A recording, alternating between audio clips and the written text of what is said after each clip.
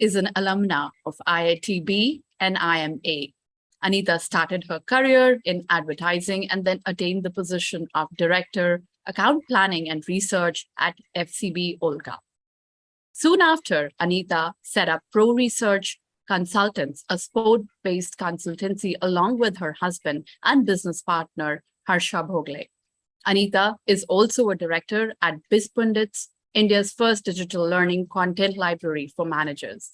A little bit about Anita's book, Equal Yet Different. Equal Yet Different is exactly how women want to be treated and need to be treated.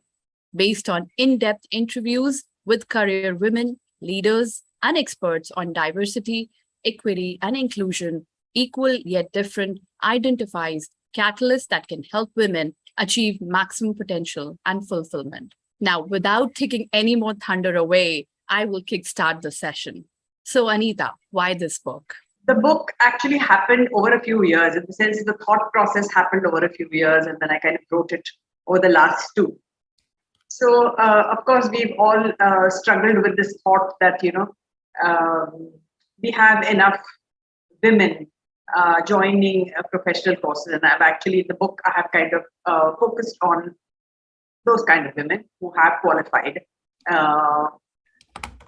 through professional courses. So you find that there are enough number of women at the starting line, like I like to call it, enough doctors, engineers, women in B schools, architects, lawyers, all of them. You take any professional course and you have a lot of women there. But then we don't seem to have enough women leaders. And that's something everybody's talked about. So that was, of course, at the back of my mind. So, as we started having more women and the women start getting younger, and today's generation is so confident, so articulate. And so there seems to be some reservation about this whole concept.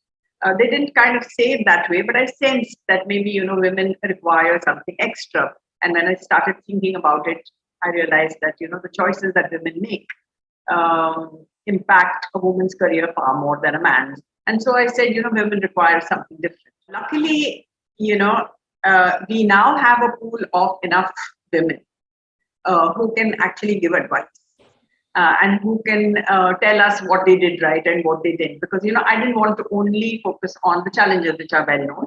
I wanted to see, what they've done right and make it a very positive, solution-oriented book. Because I feel that it's not about blaming anybody. It's not male bashing at all, because men are as much victims of conditioning as women are. There are also things that are holding women back. And, so I thought we must do that. And also take a very 360-degree approach to this whole issue.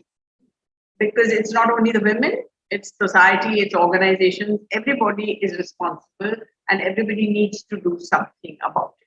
And so I thought of writing this book. It's not like, there aren't books in this area. There are, but my approach was a little different. That is phenomenal. It's very good to hear about, the three key tenets: capability, attitude, and passion. And indeed, the pillars required for success. And of course, your solution-oriented approach and 360-degree approach to the book is phenomenal. So, it's a very interesting read, I must say. Over to you.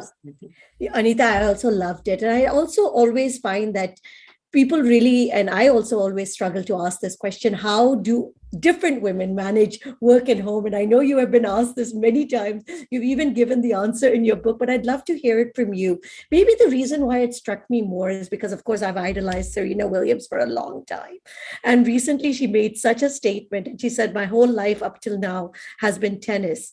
She's not leaving tennis because motherhood is better. She's leaving tennis because she wants to be a mom more than she wants to be an athlete. That is something that we often hear. And we often hear a lot of women saying that it's not even the balancing act. That is, of course, tough. But I just don't want to also miss this precious time with my loved one. How did you manage it all? I think my challenges are also well known because my husband has a career where his dates are not flexible. He also needs to travel for a very long time. So he's gone for months on end. When his career took off, my two children were already born. So I couldn't say I just want one child or I didn't want children or anything like that. Not as if I regret it. I love the children and I think it's great to have the kids. I don't think I was very lucky with help. Although I've been very good to help, and I think it's a big part of a woman's success. But you're not always lucky. So sometimes you get good people, but other times it's not great. But I think what I did well was time management and efficiency. So even now, although my children are grown up and I continue to be as busy as I am, I always kind of think about what time slots are available, because women have so many needs. So if you have to invite somebody, or if you have to listen to a longish podcast for which you've got to set aside time, or you even have to go to the parlor, I identify slots like that and say, okay, this afternoon looks good, that late morning looks good. Can I need to time it. So time management and efficiency. I don't think I really wasted time, because there was always so much on the plate and I enjoyed doing all of that. I also had hobbies. And so I think that is really the key to managing well. The second thing I feel that I did well, and something that I recommend to other women, is to look at life in phases. Because this question of can we have it all always keeps coming up. And I always say, yes, you can have it all, but not all at the same time. So if when your kids are young and they need you, and that is fair, you choose to have kids, I think you need to give them time. Yes, then, obviously you don't have time for, let's say, a hobby. But when the children settle down in school a little older or much older after that, then you kind of got time to do all that. So I started playing the keyboard when I was 47. And nothing is too late, let me tell you. Nothing is too late. I'm now 61. And so I played the keyboard for 13, 14 years.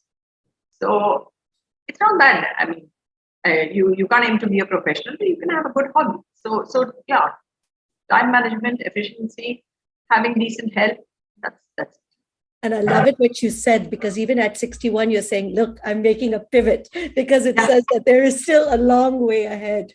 You never know, what opportunities come your way. Very nice. Because that, keeps us all motivated, because I think we always think that I need to do everything now. So it's also good to understand these phases that, yes, maybe focus on what you need now, but still keep building to what you need in the future. Yes. Over to you, Urvi. Sure. So I'll take that thought forward. And there is a snippet from your book that says, a women's identity does not come from her career alone. She is a professional, a wife, a mother, and a daughter, all rolled into one.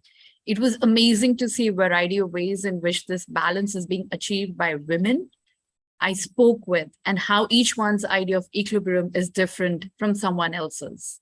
Would love to hear these ideas of equilibrium, Anita, and what it means to different women that you spoke with. Sure. So coming back to what I said earlier, equilibrium is really about, can I have it all? Can I manage it all? Right? And I have seen the whole spectrum, from women who want to be so hands-on that they just cannot manage work anymore and they quit, to the other extreme, where women are so committed to their careers and so into their careers that they have outsourced everything at home. And, they have staff that runs the home. Now, not everybody is comfortable with either end. And so you will find that most people are kind of, somewhere in between. And it is really a matter of your personality, your upbringing, like, what your mother did is a huge.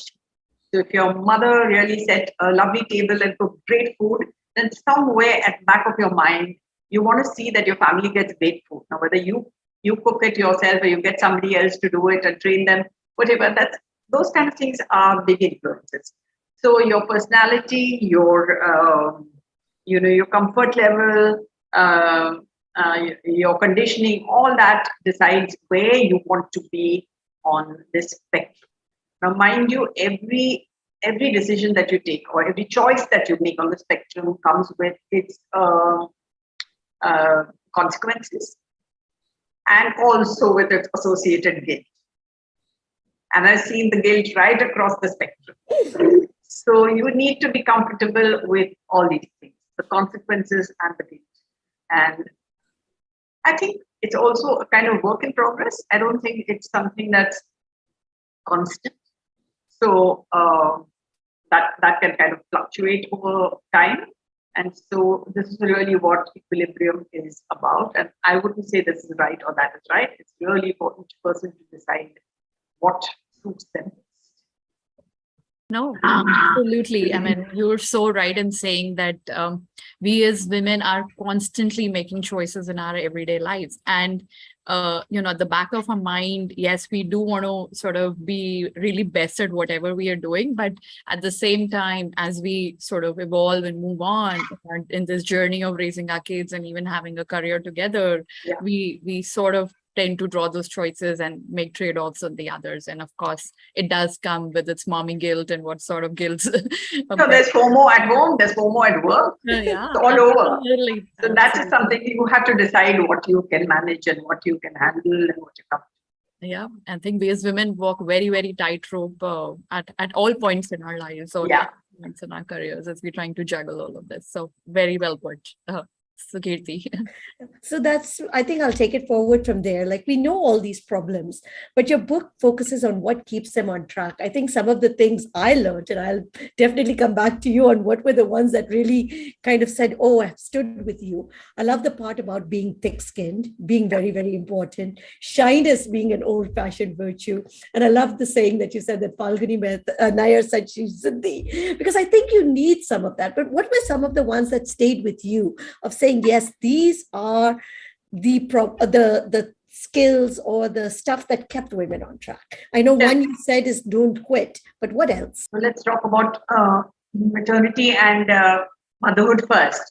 I think a lot of women have talked about this, and the general feeling is that you need to keep it as short as possible, to not extend it beyond what is required, to see it as temporary, which I thought was great advice. Because what happens sometimes is that just because you're at home, you take on more than your share of domestic chores, which anyway, women are handling more. And it is an irreversible process. So if you start handling something, then it's unlikely that when you go back to work also, that it'll, go back to whoever else was handling it. And so, you're saddled with a lot more than you kind of bargained for. So keep it short, keep it temporary, keep it, see it as temporary, and also plan for going back. When I say plan for going back, it means that you tell the organization and you tell the family also when you're going to, what your plan is, so that your support system is in place, and also the organization knows that this is the time that you're coming back, and so they can actually plan it.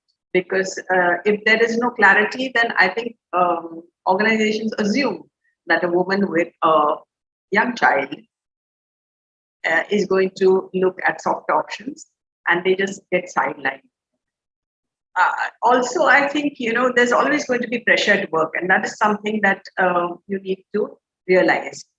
If you're going to take a long flight, some amount of turbulence is going to be there. The thing is that when people experience turbulence, they just quit. Yes. They take a decision to quit. And my suggestion to everybody, and men and women, and this works for everybody in all fields, is never take a decision in an emotional state. Yes. Because then, your emotion takes the better of reason. And so let it settle down a bit. Talk to a few people. See how you can handle it, and then take your decision. Sometimes maybe, you just can't handle it, and that's the decision you need to take to quit, but not always. So that is about it. No, but that's very good advice. And I wish I'd received that earlier, because I feel, I don't know, maybe that's me, but this emotionality factor. we get caught up so much in the emotion that we're not able to make that decision clearly. And I think that I'm actually realizing how to separate yourself. How to say that emotional part of it from making that logical decision. Correct. You tend to make the very emotional one. At least I do. So thank you. I mean, because it's a good reminder to me also. So, there are these women who are trying to come back to work. And then there is this thing about going up the ladder for women who are already in the workforce. Your book talks about a study by HP that how men focus on skills they have, while women focus on skills they lack. You also say that this is what Sheryl Sandberg means in her book, Lean In, when she says that men raise their hand when they are 70% ready for the role, while women hesitate even when they have 20% skill set and they're ready. Yeah. Why do you think this imposter syndrome visits us women more often than it visits men? What are your thoughts on that? I think imposter syndrome is a combination of a patriarchal mindset and the fact that we are in a minority. In a patriarchy, I think you're kind of trained to please everybody. And nobody really gives you any credit for what you've done. So if you see, women are also not very great at patting themselves on the back. They don't take compliments very well. So definitely, patriarchy is one of the things. And because women are in a minority, they lack confidence. And so there is a lack of self-belief. There's a lot of doubt. And that is what happens in the imposter syndrome. And let me tell you my own story. Of course, my husband is a lot more high profile than a lot of men around. But still, I always struggled with this when he and I were doing the winning way. He got such a lot of, a lot more credit, a lot more attention. And I always thought that, am I good enough for this? Am I adding value? What am I doing in this? And truth be told, I'm the one who kind of built the business. So I, developed all the relationships with clients and things like that. And it's not easy for a speaker series to go on for over 20 years. So how did I do it? Yes, I made a list of all the things that I contributed to. And I said, yes, I developed the content. So the first time clients might invite us for novelty that, you've got a celebrity coming, but people are not going to come and invite you all the time if your product doesn't stand the test. So those are little ways of, how I kind of got over the imposter syndrome. It helped that my husband is a very nice man. Our relationship is based on trust and respect. And he always says that, I couldn't have done this without you, because I think it required some skills that he didn't have. So I brought different skills to the table. So while he brought the flair and, made it interesting and brought the stories, I was the one who brought in structured thought and discipline and, kept at it for so many years. No, absolutely. No, I hear you. Completely agree, Sukirti. So I want to talk about the title of your book. It's quite thought-provoking, equal but different. But when we talk to a lot of women, they keep saying, "Meri ladki ab mere ladke se kam nahi hai." But is it really true?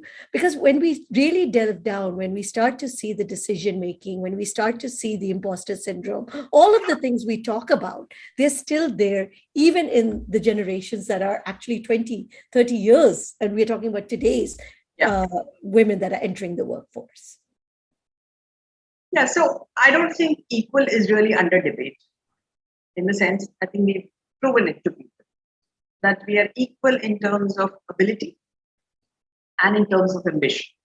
Because, otherwise people wouldn't qualify through all these tough exams. They wouldn't go through the grind. I mean, after all, that's a big investment in terms of time, money, effort, all that.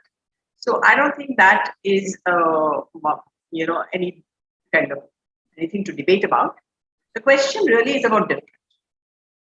And it's better to acknowledge that you're different and not pretend to be like men, which is a mistake I think some of the earlier generations did. Maybe they had no choice, and so that was the easy way out to fit in. But now we've got enough numbers, and so we should, I think, understand that.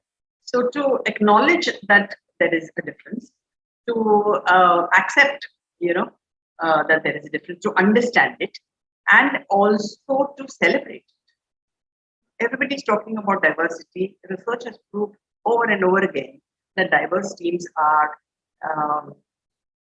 more productive, happier, they're better at decision making and all that. Yes, but what you say is right, because I think we are still not as a society ready to kind of, accept the difference and pitch in. So yes, I think till a woman is married, which is getting later and later these days, everything is nice. But the minute women take on responsibility, I think the mindset is that men work for the family and women work for themselves. Yes. So man is the primary bread earner and the woman is only secondary. And it's interesting to think that not only do organizations believe that, and they keep asking women, why do you need so much money, or they don't pay the same thing. Women themselves think of themselves as, a secondary bread earner. And when you think of yourself like that, then I think somewhere your career becomes discretionary. So different. We have a way, some distance to go. But I think women must also behave equally to demand equality. So yeah, we're not quite there, but I think it's becoming. I mean, it is a man's world, but because the rules are made for the majority. But I think we get there if everybody kind of decides to change, and that can only be achieved through sensitization, through communication. Because, like I said, it's all unconscious bias. No, and I like also what you said, the factor of this career intentionality. It was a new phrase, but it's so important, because as you're following through and when you see, and if you're very, very clear where you want to go, then even if it's a wavy road, you will still continue to climb the path. Correct. Yeah, but I really like that phrase, and that how we have to always keep that also in our minds. Back to you, Urvi. Yeah, sure. No, I was going to really talk about this career intentionality thing. I'm really fascinated with the word, and we all think we have it, and we all try to sort of get to it, but yet there are moments, or there are phases in our life, when we think we've kind of lost it, and this can take a backseat, and there are other things that can take precedence over it. Yeah. So and I know you've spoken to many women. You of course there are women who are married, who have kids, or there are women who need to take care of someone, whether they're elderly parents or kids. So can you tell us more about this? When you've spoken to a number of women, what were their thoughts? What are you? It's a term that's been coined by this organization called Avatar, and they do a lot of it. But like you, even I liked it very much, and I think it quite describes, a mindset, which is not about just letting your career drift and happen naturally, but to be in charge of your own career, to think about your moves, to have that determination to overcome challenges and to take your career in a particular direction. So it's really about the priority that you give to your career. Yeah. And the priority that you give, and whether people also realize that it's important. A lot of times that doesn't happen. And in the intention of even having a career, Yeah. And that's the first thought that came to my mind that I read the word. Yeah. So everybody needs to respect, whether it's your spouse, your family, or organizations, that it's important to you, and that needs to be respected. A lot of people start off having great career intentionality, which is why they go through the grind. But somewhere along the way, it kind of fluctuates. Like I said to you earlier, there are a couple of mindsets that come in the way. The first one, like I mentioned, was that men work for family and a woman's career, therefore, is secondary. And therefore, sometimes it becomes discretionary. So from purely from the economic point of view, if you look at it, and if a woman falls behind because of her maternity breaks, then every decision at home is going to go in the man's favor. And then a woman starts thinking like, oh, after all, he's earning more, so it's only practical that his decisions get priority over mine. So you start compromising on your career, whether you kind of go for softer options or you go for fewer hours of work, or whether you abort your career completely. All these things kind of matter. It also comes in the way when women face pressure at home, and everybody faces this kind of pressure. And typically, if you see if a woman complains saying, I'm tired or I feel stretched, people say, why do you need to work? Yeah, why do you need to work?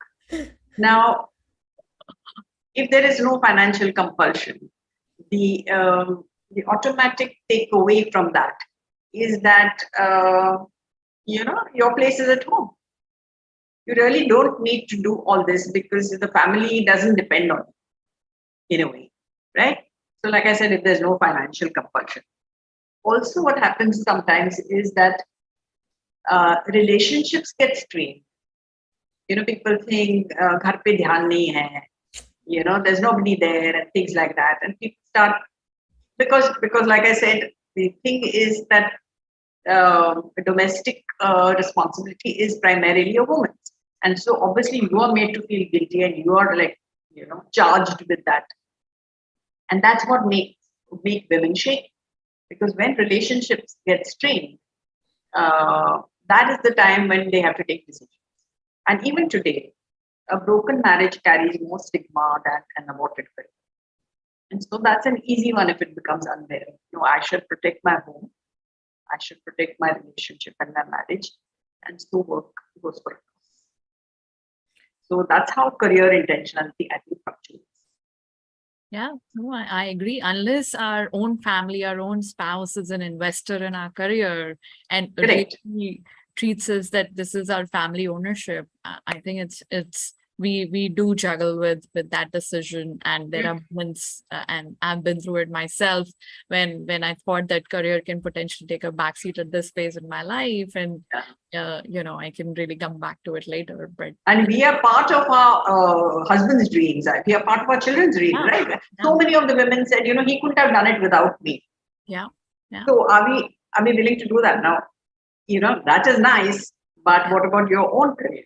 Absolutely. You need to make them also stakeholders, part of your dream, and to let them know. And that's how children respect parents. Absolutely. Agreed. Mm-hmm. Yeah.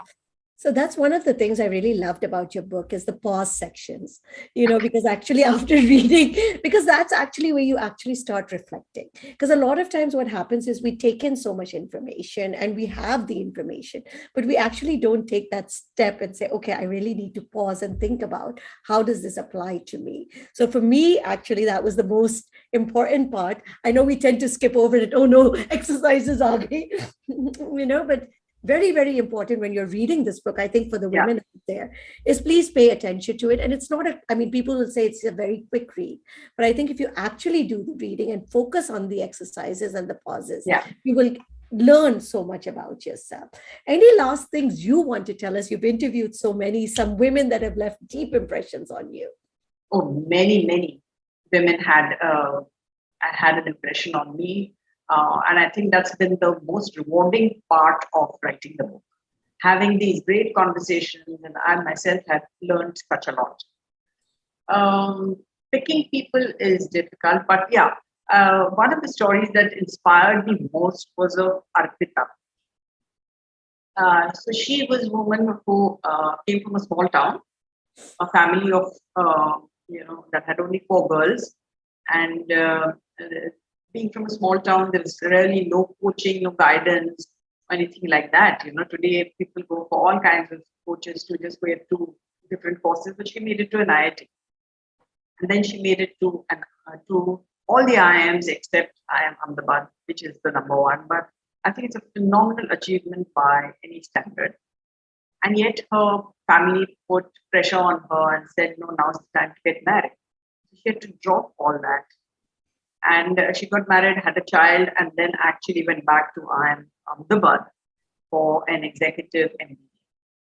And I think it just talks about how you keep your dream alive and how you are resilient and how you, like I said earlier, don't get bitter about what you can't do, but find a way of how you can, actually pursue your dreams. So I think hats off to somebody like her. And her story really brought tears to my eyes, because a lot of us take so many things for granted. They are really privileges that a lot of people don't enjoy. So definitely Arpita's one that hurt, and I haven't quoted their names, is of two women who were earning more than their husbands. And they kind of quietly deposited their checks without making any noise, without letting their husbands know. And that really hurt me, because I think they couldn't celebrate their success just because they were women. Equal but different.